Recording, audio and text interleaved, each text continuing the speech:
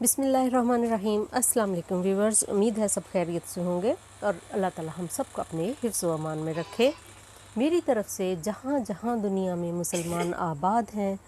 سب کو، پوری امت محمدیہ کو میری طرف سے عید الاضحیٰ مبارک۔ جنہوں نے قربانی کی ہے اللہ تعالیٰ ان کی قربانی کو قبول کرے، اور جو قربانی کرنے کا ارادہ رکھتے ہیں ان کو اللہ تعالیٰ ہمت دے، توفیق دے اور ان کی مدد فرمائے۔ جی، آج میں کچھ ڈسکس کرنا چاہتی ہوں کہ ہم پر یہ جو قربانی ہے کس طریقے سے فرض ہوئی، تو تھوڑا سا ذکر کر لیتے ہیں۔ جس طرح سے ہم اپنے چینل پہ میں ریسیپیز شیئر کرتی ہوں، اپنے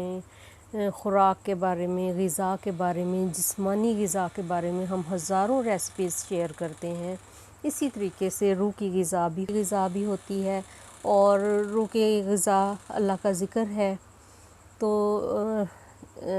جیسے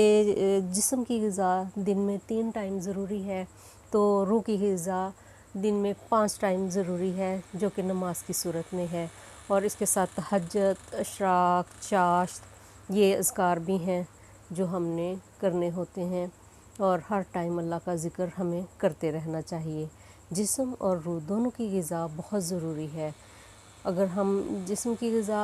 نہیں لیں گے تو ہمارا جسم لاغر ہو جائے گا، اگر ہم روح کی غذا نہیں لیں گے تو ہمارا ایمان کمزور ہو جائے گا۔ تو اس لیے میں آج تھوڑا سا ڈسکس کرنا چاہتی ہوں، اپنے ویورز کو اپنے چینل کے حوالے سے بتانا چاہتی ہوں۔ تو رمضان کریم میں نے آپ کے ساتھ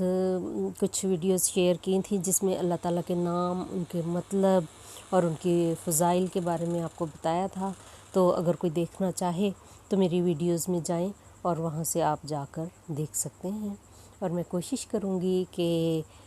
ریسپیز جو ہیں ان کے ساتھ ساتھ کوئی اللہ کے ذکر اور ان کا بھی اہتمام کرتی رہوں۔ اللہ تعالیٰ قبول فرمائے۔ تو یہ ذکر آج ہم نے جو کرنا ہے وہ ہے اللہ تعالیٰ کے نبی، اللہ تعالیٰ کے پیغمبر حضرت ابراہیم علیہ السلام اور ان کے بیٹے، ان کے ساتھ حضرت اسماعیل علیہ السلام۔ حضرت ابراہیم علیہ السلام فلسطین میں تھے، تو اللہ تعالیٰ کا حکم ہوا تو انہوں نے اپنی جو بیوی اور اپنا بچہ جو ہے وہ ایک گنجان ایریا میں اللہ کے حکم سے بھیا چھوڑ گئے، جہاں پہ نہ کوئی خوراک کا انتظام تھا، نہ پانی تھا، اور نہ ہی کوئی پرندہ پر مار سکتا تھا، یعنی کہ کوئی پرندہ تک وہاں نہیں تھا۔ تو وہاں پر ان کی جو ہے زوجہ محترمہ نے، بی بی ہاجرہ نے پوچھا کہ آپ اللہ کے حکم سے ہمیں چھوڑ کے جا رہے ہیں یا اپنی رضا سے؟ تو آپ نے آسمان کی طرف دیکھا اور وہ سمجھ گئیں کہ یہ اللہ کی رضا ہے، لیکن آپ منہ سے کچھ نہیں بولے۔ جب بی بی ہاجرہ جو ہے بچے کو لے کے اللہ کے حکم سے وہاں بیٹھ گئیں، تو ان کا جیسے جیسے خوراک ختم ہوئی، پانی ختم ہوا، بچے نے پیاس سے بلکنا شروع کیا، تو جو ہے بی بی ہاجرہ نے صفا مروہ پہ چکر لگانا شروع کیے، جو تقریباً 7 چکر بنتے ہیں۔ اتنے اللہ تعالیٰ کو پسند آئے کہ اللہ تعالیٰ نے یہ حج کا جو ہے ایک رکن بنا دیا۔ اس کے بعد جو ہے جو اسماعیل علیہ السلام پیاس سے ایڑیاں رگڑ رہے تھے، اللہ تعالیٰ نے فرشتے کو بھیجا، انہوں نے اپنا پر وہاں مارا، تو وہاں پہ آب زمزم جو ہے سٹارٹ ہو گیا، اور آب زمزم جو ہے پوری دنیا میں لوگ جانتے ہیں اور اس سے پیاس بجھاتے ہیں۔ آب زمزم نہ صرف پانی ہے بلکہ شفا ہے۔ تو یہ دوسرا معجزہ ہو گیا۔ صفا مروہ کو جو ہے حصہ بنایا گیا، اور اس کے بعد آب زمزم پینا شفا ہے۔ اب تیسری جو میں آپ کو بات بتانا چاہ رہی ہوں وہ ہے کہ حضرت ابراہیم علیہ السلام نے خانہ کعبہ کی تعمیر کی۔ جی ہاں، جہاں پہ عرش معلیٰ پر اللہ تعالیٰ کا گھر ہے، جس کا طواف فرشتے 24 گھنٹے کرتے ہیں، اور ان کی ایک ہی بار میں باری آتی ہے، دوبارہ اس فرشتے کو موقع نہیں ملتا کہ وہ اللہ کے گھر کا طواف کرے۔ اور اللہ تعالیٰ کے حکم سے اسی جگہ پہ نیچے حکم ہوا کہ حضرت ابراہیم علیہ السلام نے انہی حضرت اسماعیل علیہ السلام کے ساتھ مل کے باپ بیٹے نے خانہ کعبہ کی تعمیر کی۔ اور جیسے جیسے آپ خانہ کعبہ کی تعمیر کر رہے تھے، ساتھ ساتھ دعا کر رہے تھے، یا اللہ ہم میں سے کوئی ایسا نبی بھیج جو تیری آیات ان کو پڑھ پڑھ کے سنائے۔ تو اس دعا کے سلسلے میں وہ دعا قبول ہوئی اور حضرت محمد صلی اللہ علیہ وآلہ وسلم دنیا میں تشریف لائے، اور ان کے بعد نہ کوئی نبی آیا نہ کبھی آئے گا، خاتم النبیین دنیا میں تشریف لے آئے۔ تو اسی طرح سے جب آپ خانہ کعبہ کی تعمیر کر رہے تھے تو ایک پتھر آپ کے پاس تھا جس پہ آپ کھڑے ہو کر خانہ کعبہ تعمیر کر رہے تھے، اور جتنی آپ کو اونچائی کی ضرورت ہوتی تھی وہ پتھر اتنا اونچا ہو جاتا تھا، اور اس پتھر پہ آپ کا نقش پا بھی موجود ہے، اور وہ پتھر آج بھی خانہ کعبہ میں موجود ہے، اور اس کا سنہری کور جو ہے خول میں اسے رکھا گیا ہے، اور جہاں پہ وہ پتھر رکھا گیا ہے اسے مقام ابراہیمی بولتے ہیں، اور 2 نفل وہاں لوگ ادا کرتے ہیں جس سے جو ہے دعا قبولیت ہوتی ہے، انشاءاللہ تعالی دعا قبول ہوتی ہے انسان کی۔ اور یہ پتھر جو ہے مقام ابراہیمی اس مقام کو بولتے ہیں، اور ایک دوسرا پتھر بھی خانہ کعبہ میں ہے جس کو حجر اسود بولتے ہیں، اور اس کا بوسہ لیا جاتا ہے، وہ جنت کا دوسرا پتھر ہے، اور جس پر کھڑے ہو کے تعمیر کی گئی ہے وہ اور پتھر ہے، اور جہاں پہ وہ آج بھی موجود ہے اسے مقام ابراہیمی کہا جاتا ہے، اور وہاں 2 نوافل ادا کیے جاتے ہیں، اور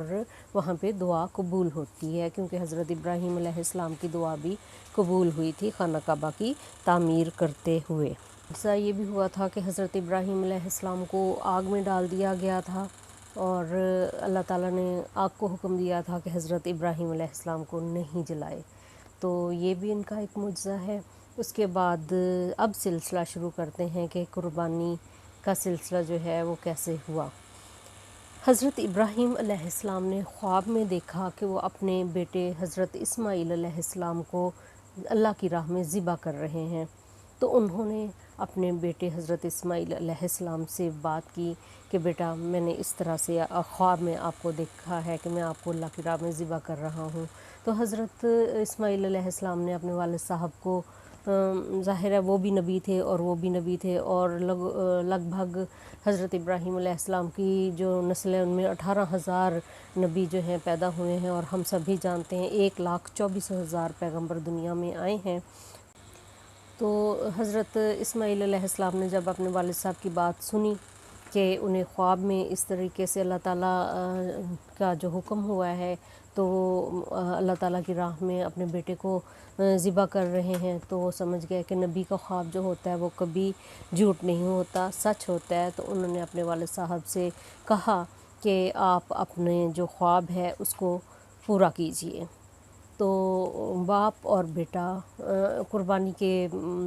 ارادے سے جب پہنچے جانے لگے ہیں جہاں پہ قربانی کا سوچا ہوا تھا، تو راستے میں شیطان نے حضرت ابراہیم علیہ السلام کو ورغلایا، تو آپ علیہ السلام نے وہاں سے ایک کنکر اٹھایا اور شیطان کو مارا۔ پھر دوسری جگہ شیطان نے آپ کو ورغلایا تو آپ نے دوسرا کنکر اس کو مارا۔ پھر تیسری جگہ شیطان نے آپ کو ورغلانے کی کوشش کی تو آپ حضرت ابراہیم علیہ السلام نے پھر سے ایک کنکر اٹھایا اور تیسرا کنکر شیطان کو مارا۔ اللہ تعالیٰ کو یہ ادا بھی اتنی پسند آئی کہ اللہ تعالیٰ نے اس کو بھی حج کے ارکان میں جو ہے رکھ دیا، اور جو حاجی جاتے ہیں وہاں سٹے کرتے ہیں، وہاں سے کنکریاں اٹھاتے ہیں، اور 3 جگہ پہ جہاں جہاں شیطان ورغلانے کی کوشش کر رہا تھا وہاں اس شیطان کو تا قیامت کنکریاں مارتے رہیں گے۔ تو اس طریقے سے یہ بھی ایک ہو گیا۔ اس کے بعد جب وہ پہنچ گئے قربان گاہ تو انہوں نے چھری اٹھائی، اپنے بیٹے کے گردن پہ چلائی، لیکن اللہ تعالیٰ نے چھری کو حکم دیا کہ تم ان کو ذبح نہیں کرو گی۔ اس کے بعد حضرت اسماعیل علیہ السلام نے اپنے والد صاحب سے کہا کہ ہو سکتا ہے بیٹے کی محبت کی وجہ سے آپ سے چھری نہیں چل رہی، آپ اپنی آنکھوں پہ پٹی باندھ کے چھری چلا دیجئے۔ تو اس طرح سے آپ نے حضرت ابراہیم علیہ السلام نے اپنی آنکھوں پہ پٹی باندھی اور چھری چلانا شروع کی، لیکن اللہ تعالیٰ نے اپنے فرشتے کو حکم دیا کہ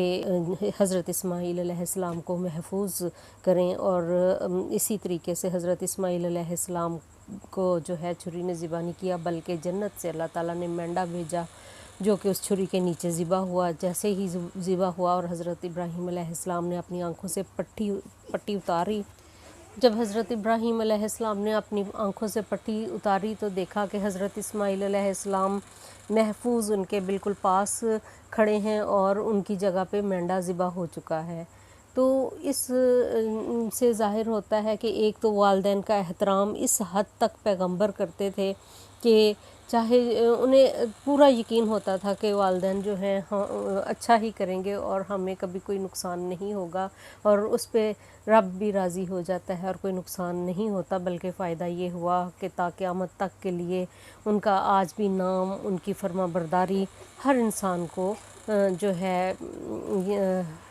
ہر سال جو ہے اس طرح سے جی اللہ تعالیٰ کو اپنے بندے کی ادا، اپنے نبی کی ادا پسند آئی، اور تا قیامت کے لیے اللہ تعالیٰ نے فرض کر دیا جو انہوں نے اللہ تعالیٰ کی راہ میں اللہ تعالیٰ کی خوشنودی کے لیے کیا، چاہے وہ صفا مروہ کے چکر ہوں، آب زمزم پینا ہو، یا شیطان کو کنکریاں مارنا ہو، یا بکرا ذبح کرنا ہو، اللہ تعالیٰ کو ہر ادا پسند آئی، اور اللہ تعالیٰ نے تا قیامت تک کے لیے اپنے بندوں کے لیے جو ہے اس کو فرض کر دیا۔ جو حاجی جاتے ہیں ان پہ یہ باتیں فرض ہیں، یہ اگر اس رکن میں سے کوئی بھی نہیں کرتا تو حج جو ہے وہ پورا نہیں ہوتا۔ تو اللہ تعالیٰ سے دعا ہے کہ اللہ تعالیٰ ہماری بھی جو بھی عبادات ہے قبول کرے اور ہمیں اپنے نیک بندوں میں داخل کرے، اور ہمیں بھی دعاؤں میں یاد رکھیے گا۔ ملتے ہیں اگلی ویڈیو میں۔ اگر ویڈیو پسند آئے لائک کیجئے، شیئر کیجئے اور میرے چینل کو سبسکرائب کیجئے۔ ملتے ہیں اگلی ویڈیو میں، تب تک کے لیے اللہ حافظ۔